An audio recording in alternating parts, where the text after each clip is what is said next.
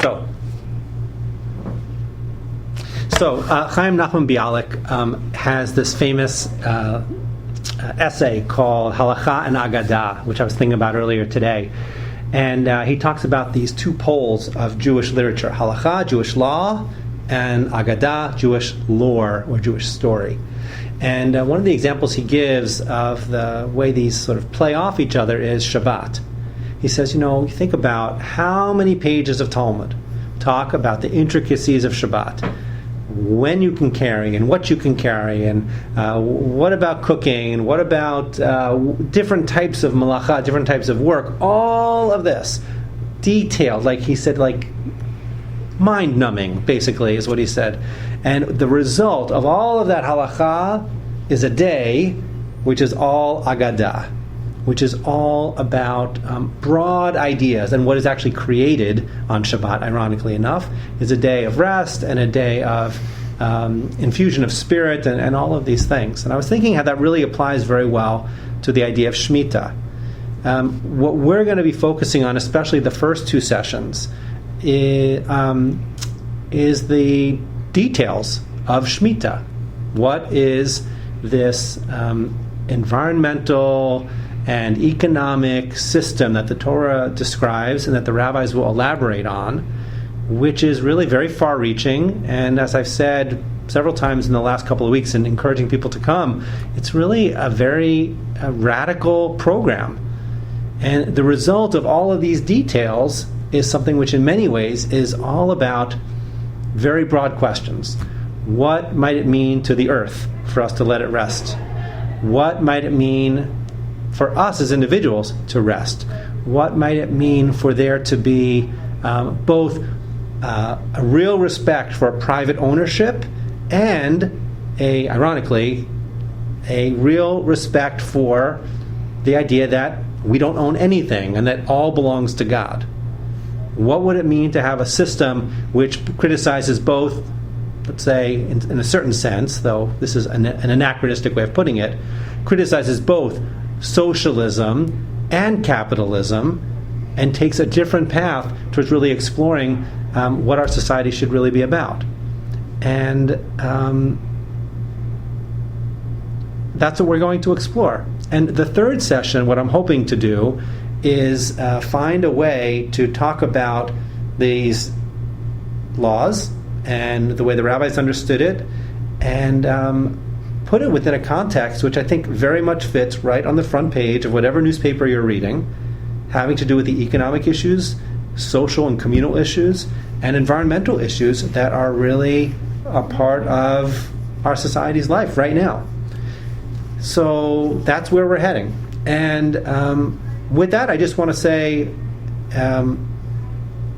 three other things before we actually dive into our sources. One is, the reason we are doing this now is because 5775, which is scarily about 2.5 weeks away, is the Shmita year. It is the 7th year of the cycle, which culminates in Shmita. I know, I recognize that I haven't really defined that word yet, but it's okay. You'll just stick with me. You read the intro, the little blurb, so you already know a little bit, at least a tiny bit. We're going to fill that out in just a minute. But it seems like an appropriate time to talk about it because it's actually the Shemitah year. Number two is, Shemitah is a very live issue, not just in the way that I was saying that all these environmental and economic issues that are part of our society, but it's a live issue, especially in the past 100 and some odd years, because of the return of the Jewish people in large numbers to the land of Israel. And how early Zionists and Zionists of today and those who are living in Israel today are grappling with the reality of what the Shemitah might mean for them is an important part of this story. And the third part is, maybe ironically enough, since I'm talking about how wonderful it is, there's a certain strangeness in talking about this because for us, Shmita as a living halachic, that is legal entity, is null and void. That is to say, Shmita only applies in the land of Israel. We, not living in the land of Israel, are not halachically bound to follow it. when I give a class on Shabbat, or I give a class on kashrut, or I give all these aspects of Jewish law, right? Ethics, whatever. It applies to us. This actually doesn't in any direct way. But I think that's one of the reasons why there are parts of the Jewish community that have spent a lot of effort in the past year getting people like me, and now you, ready for it, because the values that are found in the Shmita are part of the vision of the Torah. And to say simply, it only really applies in Israel, is to miss some of the power of the Torah in our own lives. That's why we're talking about it today. Okay. What's Shmita? Let's talk.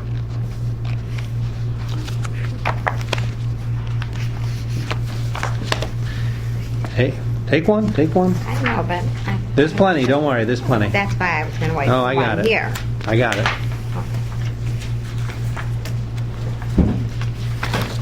Okay.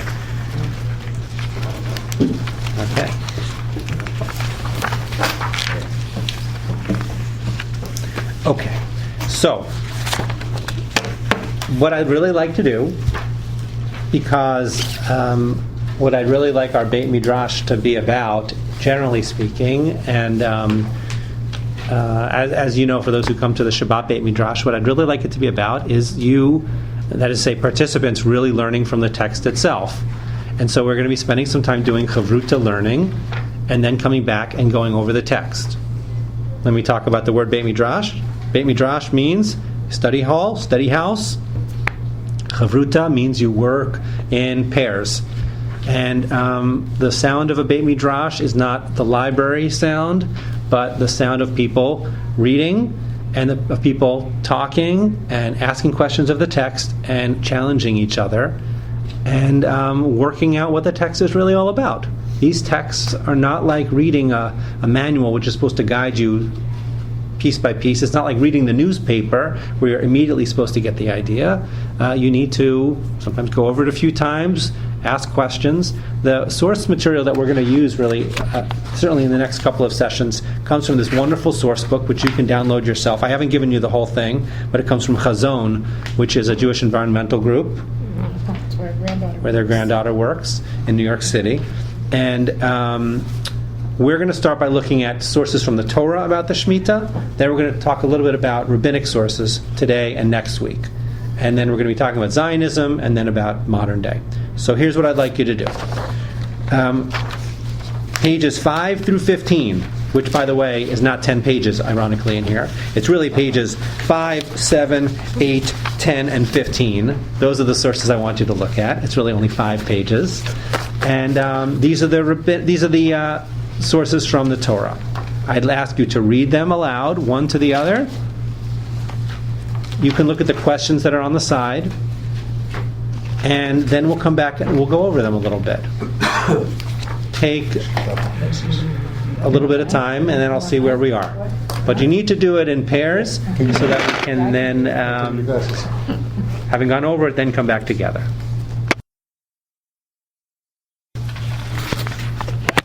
Okay, go back to page 5. Tell me about the Shmita. What does Leviticus 25 tell us about the Shmita? What are the key elements that happen on the seventh year? I guess that's one element, by the way. 7-year cycle. Right?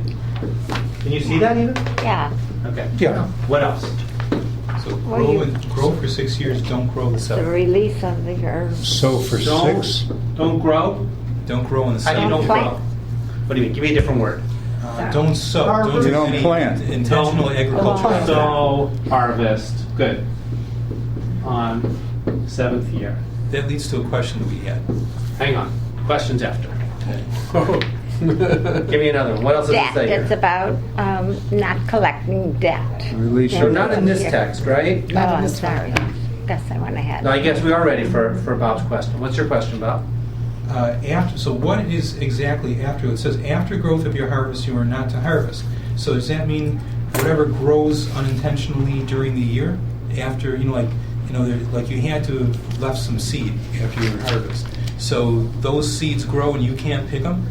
There's a almost a contradiction between paragraph number 6 and the rest of the. Verse 6 and the rest? Yeah. Yeah, because the last it says you can eat. Because then it says that now for eating is for you, for your servant, and for your. So fix it. So tell me what it means. Tell me what it means. Sabbath yield is for you. So what it looks like is that Sabbath yield, that unintentional growth, you can go out and eat from. You just can't, plant so that it occurs so that you have it. It just happens, and you can go out and glean it. Right. So what kind of plants do we call those? Wild plants. What else? Perennials. Perennials. So wild plants and perennials, right? You don't harvest, you don't sow, right? You're not farming them, and therefore, at least perhaps. But you can't prune. Like olives are perennials. And I imagine they had olive trees, and there's a specific mention here that you can't prune. Okay, so maybe one thing to mention right away, it's something which you know really, which is that Torah tells us a lot, but Torah, in so many aspects, even things which it's explicit about, certain areas that it's explicit about, it doesn't tell us everything we need to know. And so Jewish tradition tells us, right, we have a written Torah and an oral Torah. Think about it this way, the Bible itself, right, and then rabbinic literature. So some of these questions are going to be asked by the rabbis, by Jews, and then by the rabbis, and then later on even, and we're going to have to get clarification about some of them. But it's good to point out, and we're going in the right direction. Certain things you can't do, farming, regular farming, let's say, you can't plant wheat and then harvest it after it grows. But certain things, that right here in Leviticus it says, certain things you are going to be able to eat, right, that do grow during this year when it is the Shmita, when it is the sabbatical year. Mm-hmm. Okay? Great.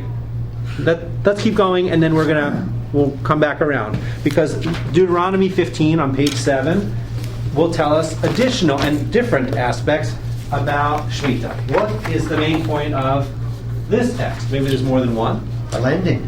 What about lending? That we should lend throughout the time without worry that upon the release of the Shmita that you'll not have that amount that you... Let's do it the other way around. So, when the 7th year comes, what happens People with are released loans? from their loan. No. When the 7th year ends. No.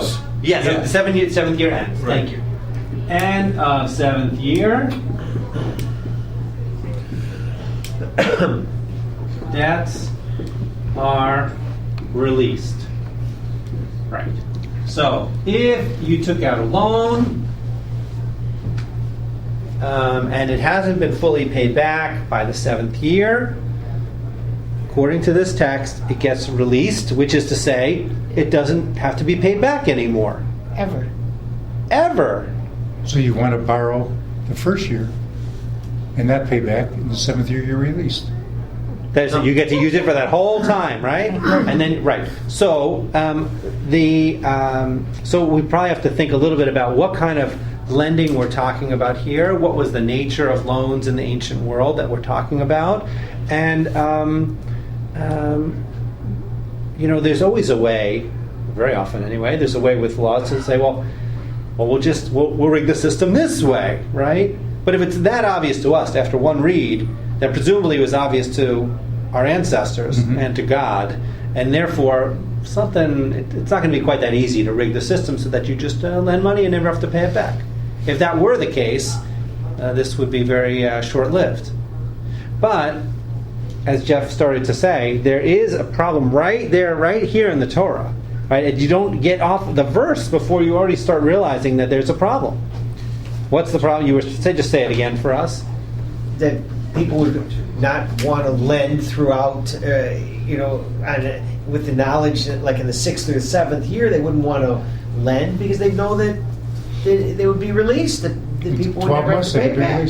Right. Now, and you say the 6th, 7th year because it even says here, right? Right, towards the end. Verse 9.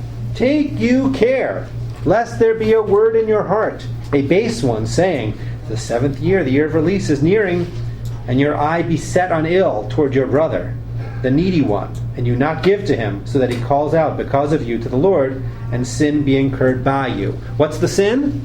of not lending. lending. Not lending. So therefore, it would be a good thing to lend. By the way, you said, I think interestingly, right, that, well, I could get the loan at the beginning, right, and then have a whole 7 years worth of it, and then at the end I won't even have to pay it back. It's interesting that the text talks about the reluctance to lend The other only way. close to the end. Why not worry about the third year, fourth year? Well, because they would have been getting something back all the way along, whether if they were lending for agricultural purposes so that people could get by seed or whatever it is, they'd be getting some of their harvest throughout the period of time as a kind of an interest or repayment. Well, maybe not interest, Maybe not, but a but repayment. a Certainly repayment. repayment. Now remember, I think it's very interesting because the assumption, well, that I am assuming, one might guess from this text that loans of the nature that the text is talking about are actually relatively short. There's no 30-year mortgage here. There's not even a 7-year in here. We're talking about, presumably, I'm going to be reluctant in that 6th, 7th year because, by then someone could stretch it out, but not 5th year, 4th year of the cycle. By then, I'd probably get my money back. So what? And as Jeff said, these are probably agricultural loans. What did people use these loans for? Before we answer that, Bob. So what's the significance of the idea that on the 6th year the ground lies fallow, but at the end of the 7th year the loan is forgiven? 7th year, the land lies fallow, and at But the end of the beginning of the 7th year, for the 7th year, the land lies fallow. Correct. Which means that at the end of the 7th year, you don't have anything to sell and pay the loan with if you have such a thing anyway. But it just sticks in my head that at the end of the 6th year, you stop agricultural activity, but at the end of the 7th year, so the loan is still live during the 7th year. Correct. It's only dead at the end of the 7th year. Correct. Okay. It just, Not the beginning Thank of the you. 7th year? At the end. We'll come back to that. What does it mean at the end? Is there like a couple days that you release it? Is it a month, the last month of the 7th year? I mean, like, was that specifically drawn out? Because once the 7th year is over, it starts up again, right? We start the cycle So over. how many days is the release good for? I mean, it's like, do you know Well, what I mean, it's a permanent release, so whenever that date is, Oh, so it's Right. like one day, that one day, and that's you just release it. I it's gotcha. released. Okay. Okay, hang on. So we have a 7-year cycle. There's no farming in that 7th year, and at the end of the 7th year, debts are released, right? We should just point out that it doesn't really say exactly. Well, maybe it does say. Did it say back in that text in Leviticus why we are leaving this land fallow? Shabbat Ladonai. Shabbat Ladonai, right? It is the Sabbath to God. Mm-hmm. The land itself, right, seems to be resting, Right. even though it's Shabbat Ladonai, right? Sabbath to God. God isn't resting presumably, but it's the land that we have to let rest. And there are other texts in the Torah that are going to talk more at length about this, about the ramifications of us refusing to let the land rest. It will get its rest, God tells us. If we don't let it rest, and by following this law, we will not be there eventually, and the land will get its rest, and we will be scattered. All right? The text will say that quite directly. So it's very important. It seems very important, and on a separate issue, which could be sort of divorced from the whole context in which we're talking, which is Torah and religious life, but the idea of letting the land lie fallow on some sort of cycle, of course, is known today, and was known in the ancient world, and was known in many places as just a good way to use land, to preserve the land and preserve the productivity of the land. It's one of the things we'll hit in this third session that we're talking about. Would you want to take your land and divide it into sevenths? So every year, 1/7 of your land lies fallow? Right. So Since one might 6/7 of it is you working. could do that. This could be sort of a newfangled way of figuring out a way of bringing Shmita into your life as a farmer in wherever there are farms here, right? But that isn't going to be this. That is not the system the Torah is talking about, It's not halakha. right? There- It is land. 100%. It is the entire land at the same time. which is both the power and the challenge of the entire endeavor. Because remember, what this is saying, of course, is, right, no farmers are working their land. And the obvious question is, what are we going to eat? What are the animals going to eat, and what are we going to eat, and how this is this all going to work out? You'd be like Joseph. You have a supply house. Okay, so perhaps it means that you have to plan. Perhaps it means you have to plan by saving. Maybe it affects the way you consume, not only in the 6 years while you're saving, but especially in that 7th year. Perhaps the cycle creates a different way of looking at our relationship to the land. I just remember, well, we're going to talk about this later on, but it just reminds me that we're gardeners. You guys are gardeners, right? When you garden, the stuff in your garden is food. If you have a vegetable garden, of course. For deer. And whatever you can get, right? But the stuff in the store is a product that you buy for food, as opposed to just being food. It is commodified. It is. It gets to your shelf, even the fresh stuff, right, after it is sold in large quantities generally. And talk about the stuff that's in the packaged foods.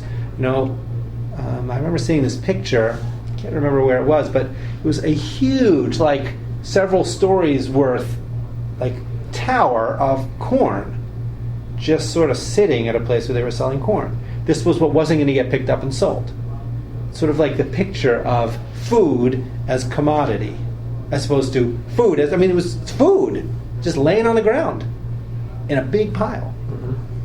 Our relationship with that food is changed. We've heard this before, and I don't think it's only because it's like 2014 and we've had like several years of Michael Pollan sort of beating on our heads, telling us about, Michael Pollan is popular writer on food, about our attitudes towards food and what's going on in our supermarkets and therefore what's going on in our homes and in our stomachs. Our attitude towards the land could be changed by the idea of not sowing and harvesting, and considering how that has to shape our eating in the 6 years and our eating in the 7th year and our relationship with animals. And by the way, the next part is going to be our relationship with others in our community in a situation like this. But I'd like to push on a little bit.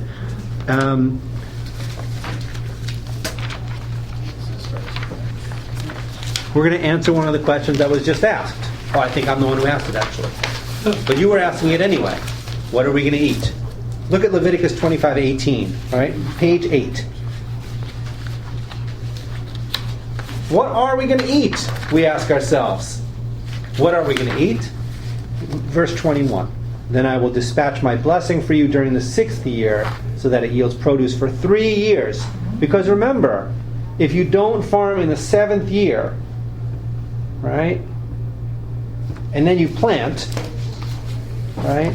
So you got to wait for it to grow. But by the end of the 6th year, you've already harvested, right? So if you think about it, right? So now the harvest is in fall, right? And now the 7th year is going to begin.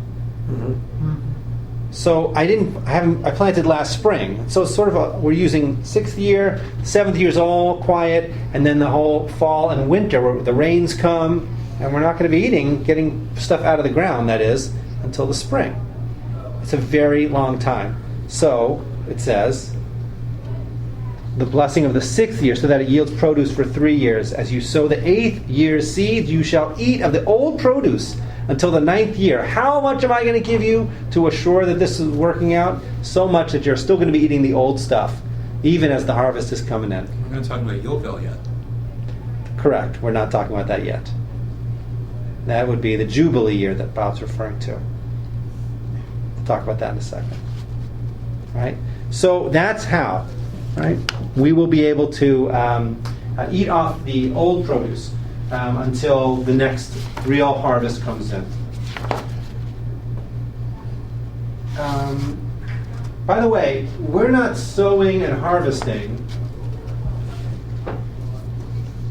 and we are not the only ones affected by the fact that there's no harvest. Who else is affected? Animals. Animals, right? So part of the question is whose property, who does the produce that grows on its own belong to during that Shemitah year? If I have an apple tree on my property, are those my apples? In a year when no one's really harvesting, no one's really putting stuff in the ground, what do the animals get? What do I get? How much of it can I eat? Can I sell those? Right? Does property remain the same, or are there other changes? And we're going to see there are additional changes that happen during this Shemitah year. And as Bob mentioned, the Jubilee. Let's take a quick look at that. Leviticus 25. We're still in Leviticus 25. Did you probably didn't read this one? Get to read this one yet? No. Francine, you want to read? Oh. Okay. And you are to number yourselves 7 Sabbath cycles of years, 7 years, 7 times. So the time of the 7 Sabbath cycles of years will be for you a total of 940 years. Almost sounds like that in Pesach, the outstretched. Yeah. Oh. Yeah. So 7 is an important number in the Torah. 7 is, of course, the number of creation. Now we have not just the 7-day cycle, which is it's so obvious to us, right, as the week, and then it culminates in Shabbat. Then you get Shmita, 7-year cycle, and now we have 7 years times 7 years. Jubilee. Right? You get the 49th year is a Shemitah year, and the 50th year is the Yovel, the Jubilee. So you have an even greater challenge in terms of what are we going to eat for all these years, but we're going to leave that for now. And I'll just mention that this verse 10, you are to hallow the year, the 50th year, proclaiming freedom throughout the land and to all its inhabitants, is a famous verse that you all know. Liberty Bell.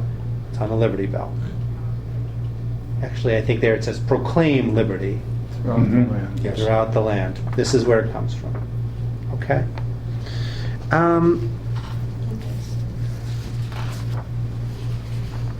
Look at page 15.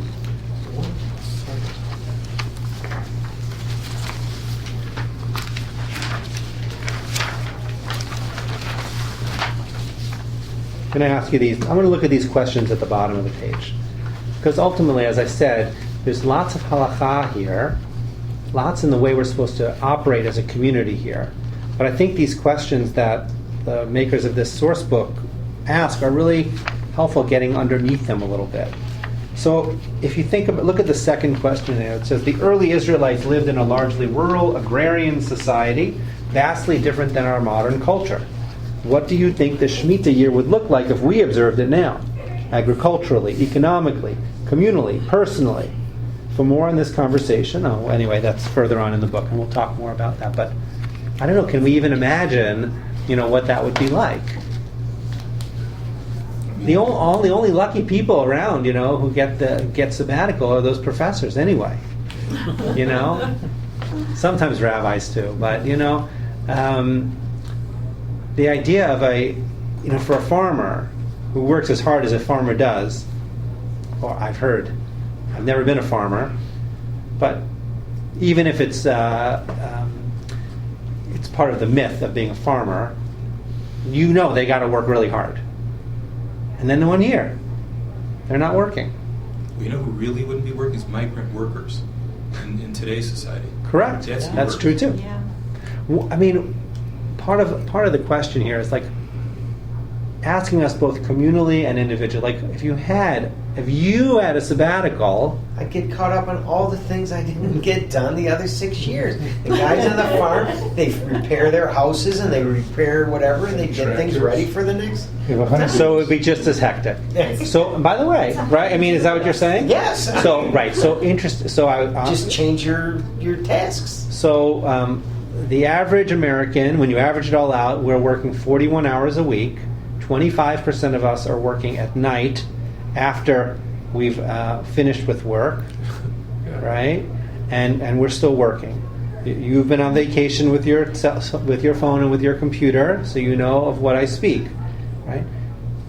Shabbat, of course, is the weekly way of getting rid of that, right? I recommend it highly. I mean, you know what? As I say often about Shabbat, it's one of those things that from the outside people wonder, like, how could I possibly stop doing all of those things? And from the inside, you say, I can't imagine doing anything else, because it's you don't feel the restriction that you imagine you might feel. Instead, you feel the release, just like Shmita is release. But I just all this we've read up till now is about Shabbat Ladonai, Shabbat to the land. Doesn't say anything about being a Shabbat to us, to man. It's not a rest for us necessarily. But the practical result, of course, is, I mean, the idea that it is Shabbat Ladonai, it is sort of dedicated to God. Not the idea that God is actually resting. God rested on the seventh day when He created the world, right? That's it, right?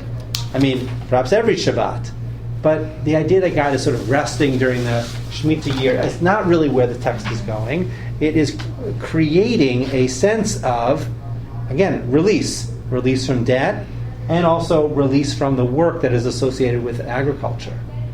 It's not that, the last question on the page actually asks, right, in what ways is Shemitah a restful experience, and in what ways might it be the opposite? So we can feel, just in the Torah text itself, we can feel the sense of angst, both in terms of the economic and the release of debt and what's going to happen with that, and in the in God's name are we going to eat. There is some angst that goes along with that.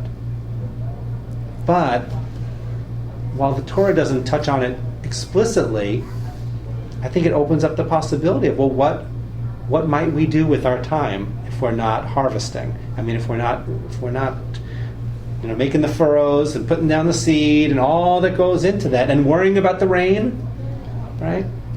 I don't know how much time it takes to worry about the rain, but it fills you up. If that's that's why we have Sukkot, because we're so worried about the rain. But this Shemitah only applies to the children of Israel. The rest of the world goes about their business. That's true. And so what? What is your takeaway from that? So we could live on what they're doing while we take off the seventh year. Okay. So theoretically, right? There's nothing that says you can't eat your crops from.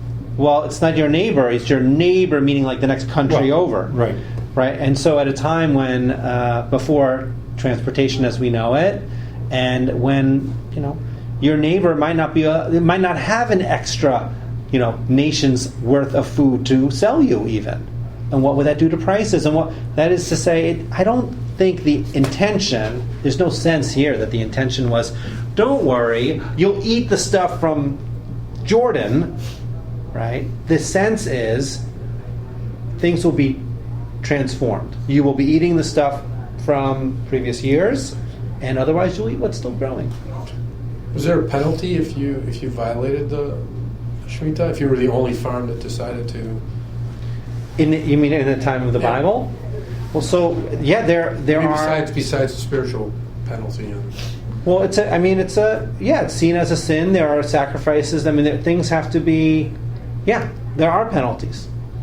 Were you shunned upon as well? I mean, were you boycotted? What we have in the Torah are these commands. We haven't seen anything which actually describes how it was observed. Okay. So we're gonna look at that in a little bit. A few sources actually from outside the Bible, which are going to sort of describe that, and we're going to have the rabbis' understanding, and then later on in the Middle Ages, an understanding of, well, what is this really all about, and how are we really supposed to live with this, and what if things are very difficult for a variety of reasons?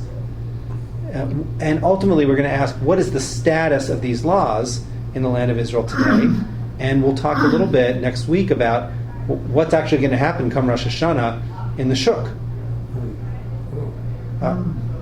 Does this have any practical relevance? The answer, by the way, is yes. There is very practical relevance, not surprisingly for Jews and maybe in Israel as well. There's lots of disagreement about the status of these laws and the way Israelis today are supposed to live up to them.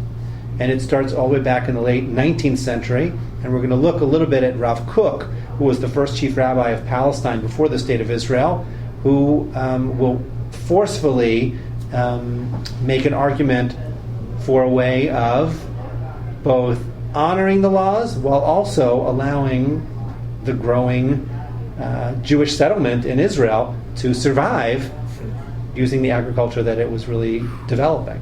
So we'll talk about that next week too. So do they do something like selling chametz during the... Next week. Next week we're going to talk about what we do today. For right now, I still want to focus on how the law gets developed both in the Torah and then into the rabbinic period. But next week, I promise. Okay. Yeah. Okay, what about natural reseeding? When the lands, seeds from the fruits or vegetables reseed themselves and a new plant grows. I'm thinking about like onions or anything like that. Are you allowed to partake of those, or because it occurred naturally, or? So, would you call is an onion a perennial? Not I really. don't think so. No. No, ours does. But even But you tomato don't- plants will sometimes reseed, things like that. Right. So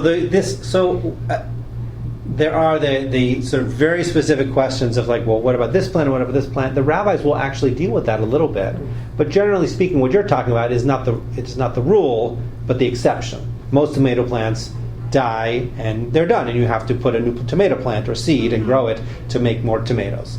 So it's not going to be the main focus of their attention because it's the minority of cases. They're more concerned about is, what are you going to do about grains? What are you going to do about trees? What are you going to do about things that grow Well, perennials? right here in for the Torah, example? it says, in the first section we read, it says about the aftergrowth. So can we go back to that and talk about just specifically what does that mean, and what can you, because it says that you can, the Sabbath yield of the land is for you, for eating, for all these people and classes and animals and all that. So that's something that's growing and it is food. So and you haven't planted it. So So based on your reading, you would say that anything that's growing on its own without you planting it physically, it's the land taking care of itself. yeah, you can glean it. I mean, what's really the difference between the tomato plant that reseeds and grows tomatoes and the apple tree that's there? And there are no apples on the tree in December, I think. And then in the spring they'll come up and you could make an argument that they're very much similar, and therefore you could eat your tomatoes, right? Mm-hmm. To be honest, I don't know specifically about something like that, but it makes sense to me the way you're thinking about it. Let's move forward a little bit. I want to have you take a look at a couple of sources. You know what? We're going to look at one source together. Look at page 22. Okay? We don't have all that many sources which talk about the practicalities of how did we actually observe the Shmita. There are some that imply that it was actually observed. And one of them here is already from the rabbis, from the Talmud on page 22, the second text I actually want to look at. When the oppressors grew in number, these are the collectors of Arnona. Those are the one, who are the oppressors? They're the ones who collected taxes. We won't tell the IRS people among us, right? This was a hard drive, it's okay. Rav Yanai proclaimed, "Go and sow your seed even in the sabbatical year because of the collectors of the taxes." So the guy's name Arnon, his name is Taxes? No, Arnona is the tax. Well, that's the name of the tax. Yes. Okay? Nowadays, Arnona in Israel is also seen, often the Arnona is like the building fee, like when you're, like the maintenance fee, sort of, in the building, I believe. That's what I remember when I lived there. Condo twos. I guess. So what can we learn from this text from Sanhedrin, from the Talmud? We learn two things, at least two that I can think of. What do we learn about the observance of Shmita at the time of Rabbi The Yonah? rabbis made an exception. That That's if conditional. they were saying if the taxes were oppressing the people, then it was okay to Do what you have to do. The secular authorities were coming for the taxes. There was going to be no way to not pay the taxes. The only way to pay the taxes is to grow, right? But what is, by the way, presumably what we also learn is not stated and precedes this issue of the taxes. We learn that they were actually observing the Shemitah. Otherwise, he wouldn't have to say, you can ignore the Shemitah.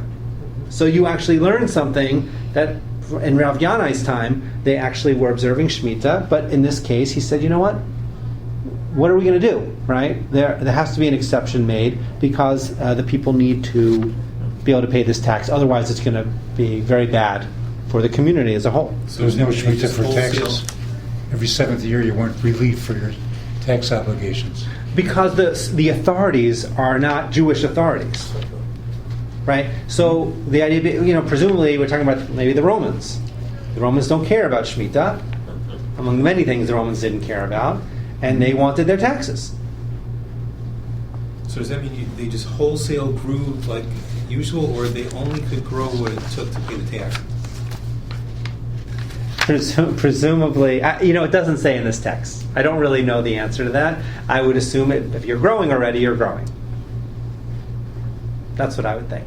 I don't think that growing a little bit on the Shemitah year is going to be okay. I'm not sure that there's a difference between growing a little bit so you can pay your taxes and growing a lot. Yeah, once you break your Shemitah, once you... I don't think so. It's like an all or nothing thing, right? I think that's what I would assume. But we don't have it on the page here. I'd have to go back and look at the full page of the Talmud there. I would imagine. So, this text on page 23 from Eicha Rabbah, right, from the Midrash. I thought this is an interesting text. It's a little bit complicated in the language, but when we get to the end of it, you have a sense of really what we're dealing with. And then I think the source book asks a good question. Rabbi Abahu opened his discourse with the text, "They that sit in the gate talk of me," from the book of Psalms. What is this referred to? They're basically asking, this refers to the nations of the world who sit in their theaters and circuses. The rabbis have a very negative attitude towards theaters and circuses, because it's not just the elephant there. It's all sorts of it's like an immorality associated with that sort of entertainment. It's a non-Jewish entertainment. It's seen as very negative. So, and I am the song of the drunkards. After they have sat eating and drinking and become intoxicated, they sit and talk of me, scoffing at me and saying, "We have no need to eat carobs like the Jews." They ask one another, "How long do you wish to live?" To which they reply, "As long as the shirt of a Jew which is worn on the Sabbath." They then take a camel into their theaters, put their shirts upon it, and ask one another, "Why is it in mourning?" To which they reply, "The Jews observe the law of the sabbatical year, and they have no vegetables, so they eat this camel's thorns, and that is why it is in mourning." What's camel's thorn? It's a type of acacia tree that produces excellent animal fodder, yet is less traditionally recognized as food for human consumption. What's happening? The non-Jews are making fun of Jews for Shemitah, for observing the Shemitah. Why? Why? Why are they making fun? For them, it's an opinion. There's no God, so they're saying this is ridiculous. It's stupid. It's inefficient. Right. It's not about God. No, that's what I'm saying. Boy, this is really dumb. Stupid, yeah. How can you the whole year you're not? And what are you going to eat? Yeah. Carobs, And why are you doing this? camel's thorn, camels. Right? It's a right. Camel's thorns. It's not. It doesn't make any sense, and it's foolish, and that's not the way you should operate. So another thing it shows is that it was hard. The Jews may have observed Shemitah, but it was difficult. That's right. So there's the physical difficulty, and then there's also something else being pointed out here, which is, and I think part of the question is, what does it feel like to be doing something which seems not all that intuitive? And it's to say, letting your land lie fallow for an entire year, or any of the other things that we do as Jews that are outside of the norm of a surrounding culture. So if you've ever heard, actually Joel Chasnoff was here as a comedian a few years ago, a Jewish comedian, and he does this whole bit about kashrut, and it's trying to explain kashrut to a non-Jew and how completely ridiculous it sounds. So, you can't eat meat with cheese. Oh no, what? Because of the mother and the calf and and it would be cruel. Well, so then you can eat chicken. No, because then you might think that the chicken is beef. And then the non-Jew's like, well, I guess so you can't eat fish either. Well, of course, why not? You can eat fish. Why?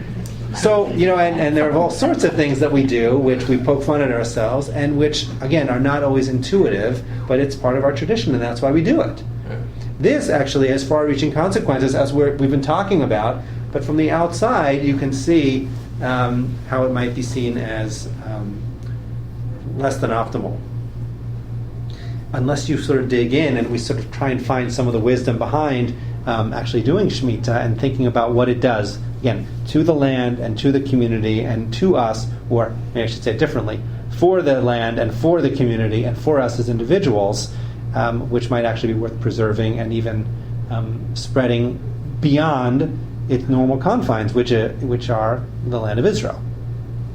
Okay? Practical, tangible benefit. Yes. I mean, we're let me see here.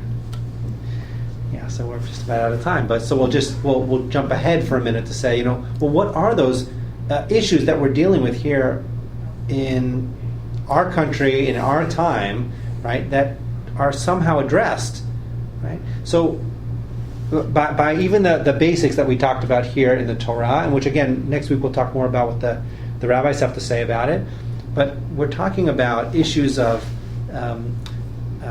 certainly of land and environment. We're talking about our relationship with our food.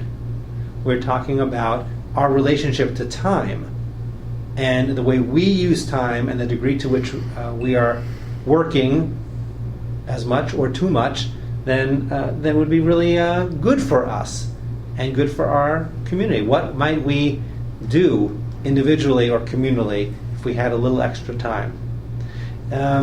What about issues of economics, finances, class, and the way that we didn't really have a chance to talk much about what are the ramifications of an end to debt on some sort of rotating basis. Okay. Next week we'll talk about something that the rabbis did, which completely transformed this in a dramatic way. We'll talk about the Prose Bowl. But we have, we're living through the end, hopefully, of a serious downturn in the economy, which, at least in some ways, was caused by debt in places where it probably shouldn't have been, right? Mm-hmm. Having to do with mortgages and other things like that. You've heard enough about what it means to go to college and go to grad school and about debt which people will have for decades. How does this affect our society? I guess I should just say, as much as I think that these are values and ideas that need to be talked about and see how we can incorporate them, I'm not necessarily saying we should do Shmita exactly this way, and after 7 years we should sort of wipe all the debts of our society off the books. But there are people who are talking about, especially an organization called Jubilee, I think it was called Jubilee 2000 originally, which talked about the billions of dollars worth of debt in all sorts of countries all over the world, which the debt was crushing and not allowing millions and millions and millions of people to rise from poverty. So there are issues of class and environment and all these that are very deep issues that are really affecting our society that Shmita, therefore Torah, has something to say about. We only had a chance to sort of really scratch the surface. Next week we'll probably move pretty quickly to talk a little bit about what the rabbis have to say and move right into the modern period and look at what early Zionists and then later the state of Israel did in relation to Shmita and what's going to be happening in Israel just in a few weeks, starting in a few weeks. Will we be using this resource next week? Yes, we will.